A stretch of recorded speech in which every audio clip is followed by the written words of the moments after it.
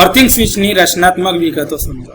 તો અર્થ સ્વિચનું કન્સ્ટ્રક્શન જ્યારે પૂછવામાં આવે, એમ તો પરીક્ષામાં નથી પૂછાતું, પરંતુ જાણવા માટે ખૂબ જ યોગ્ય છે કે વિદ્યાર્થીઓને ખબર હોવી જોઈએ કે અર્થ સ્વિચ કેવી રીતે બને છે.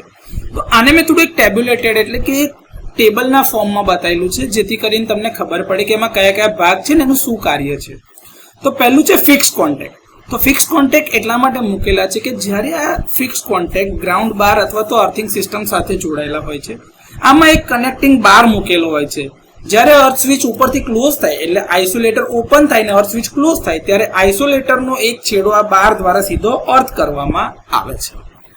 મૂવિંગ બ્લેડ અથવા તો કોન્ટેક્ટ, તો કે વાહકનો જે છેડો ફિક્સ કોન્ટેક્ટ સાથે કોન્ટેક્ટ મેકિંગ અથવા બ્રેકિંગ માટે ફરે છે એને મૂવિંગ કોન્ટેક્ટ અથવા તો મૂવિંગ બ્લેડ કહેવામાં આવે છે.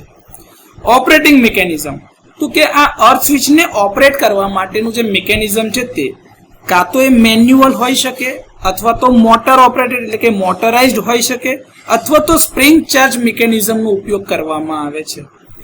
ઇન્સ્યુલેટર, તો કે સામાન્ય રીતે અર્થિંગ સ્વિચ જે મૂકેલી હોય છે એ ફ્રેમ પ્રકારના આઇસોલેટરની જેમ માઉન્ટ કરેલી હોય છે. સપોર્ટ સ્ટ્રક્ચર કે જે લાઈવ પાર્ટ એટલે કે જીવંત ભાગ હોય એટલે કે જેમાંથી કરંટ જઈ રહ્યો છે એ અને અર્થ વચ્ચે ઇન્સ્યુલેશન પૂરું પાડે છે, એ આ ઇન્સ્યુલેટર છે. અર્થિંગનું ટર્મિનલ, તો કે સબસ્ટેશન અથવા તો સ્વિચ ગિયરની ગ્રાઉન્ડિંગ સિસ્ટમની સાથે અર્થિંગ ટર્મિનલ જોડાઈ જાય છે. ઇન્ટરલોકિંગ મિકેનિઝમ, આ ખૂબ ઇમ્પોર્ટન્ટ છે કે અર્થ સ્વિચનું ઇન્ટરલોકિંગ આઇસોલેટરથી પૂરું પાડવામાં આવે છે.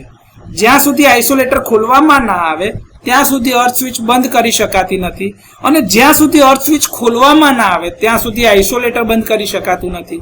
એટલે કે જો આઇસોલેટર ઓપન તો અર્થ સ્વિચ ક્લોઝ, આઇસોલેટર ક્લોઝ તો અર્થ સ્વિચ ઓપન. આ રીતે ઇન્ટરલોકિંગ કરેલું હોય છે. આર્ક ક્વેન્ચિંગની સિસ્ટમ, આ વૈકલ્પિક છે કે ફોલ્ટ દરમિયાન આર્કને ઓલવવા માટે હાઈ સ્પીડ ગ્રાઉન્ડિંગ સ્વિચમાં એનો ઉપયોગ કરવામાં આવે છે. તો અર્થ સ્વિચની અંદર રચનાત્મક વિગતો અથવા તો એનું કન્સ્ટ્રક્શનલની ડિટેલ પૂછાય તો આવું કંઈક લખી શકાય. એના આટલા ભાગ છે અને દરેકનું આ ફંક્શન છે.